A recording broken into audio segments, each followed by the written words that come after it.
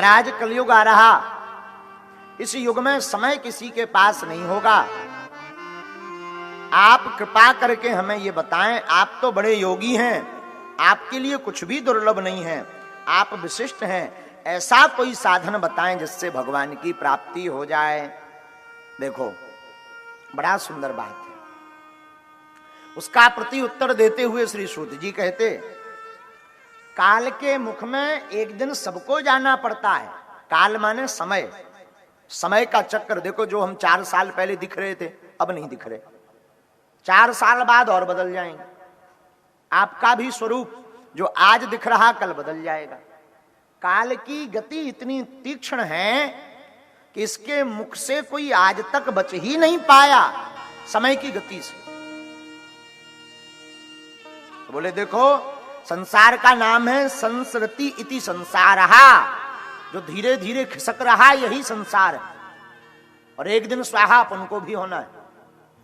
इसलिए एक काम करो, भगवान की भक्ति करो। महाराज भगवान की भक्ति दृढ़ कैसे होगी? बोले उनकी कथा सुनकर।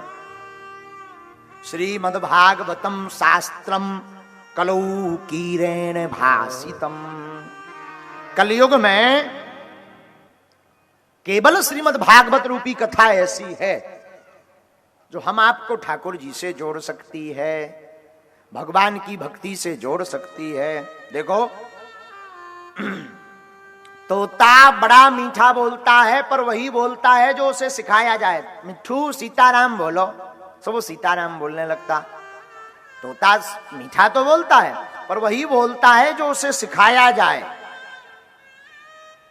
सुखदेव जी महाराज ने वेद व्यास जी महाराज से कथा को श्रवण किया, लेकिन ऐसी कथा को अपने मुख से बोला, इतनी मीठी कथा को बोला कि जो भी इसको श्रवण करता, हम हजारों बार कह चुके फिर भी कथा कहने से मन नहीं भर रहा। आप भी अनेक बार सुन चुके, पर क्या आपको लगता है कि अब रहने दें? ऐसा लगता है? नहीं, फिर लगता और सुने। जितनी बार सुनो उतनी बार भाव दृढ़ हो जाता है। ऐसी कलयुग में एक श्रीमद् भागवत कथा की विधि है जिससे हम ठाकुर जी की भक्ति को पा सकते हैं। एक बार सुखदेव जी महाराज परीक्षित को जब कथा सुना रहे थे उसी वक्त, तो एक बार देवता हाथ में अमृत का कलश लेकर पहुंचे। महाराज ये अमृत का कलश तुम ले लो, ये कथा हमें दे दो। पूछा क्यों? बोले देखो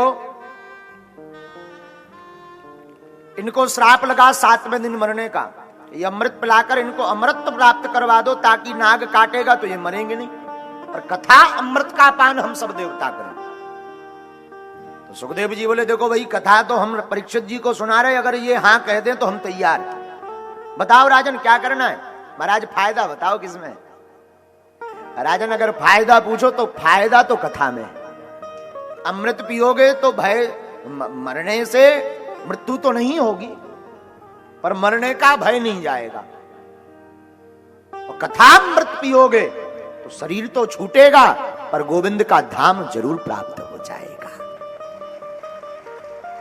अब आप स्वयं निर्णय करो कि कथा अमृत पान करना है या तुम्हें ये देवताओं का लाया हुआ अमृत पान करना है। तो सुखदेव जी से महाराज परीक्षित हाथ जोड़ के बोले महाराज ये अमृत वापस करो, हम तो कथा अमृत का ही पान करेंगे। देवताओं का मुंह बन गया, वाह इतने भाव से हम गए थे, बताओ तो। इन्होंने तो हद पार कर दी। देवता मारे रुष्ट के रोष के ब्रह्मा जी के पास गए, महाराज आखिर भागवत में ऐसा क्या है जो अमृत को ठुकरा दिया? ब्रह्मा जी बोले 7 दिन बाद देख लो प्रत्यक्ष क्या होता है। और जब देवताओं ने देखा कि 7वें दिन महाराज परीक्षित जी ठाकुर जी के परम धाम को गए, जहां जाने के लिए बड़े बड़े देवता हजारों वर्षों तक तपस्या करते हैं, सिर्फ 7 दिन की कथा श्रवण करके चले गए तो सब धन्य हो धन्य हो धन्य हो भागवत भगवान की जय बोलने लगे।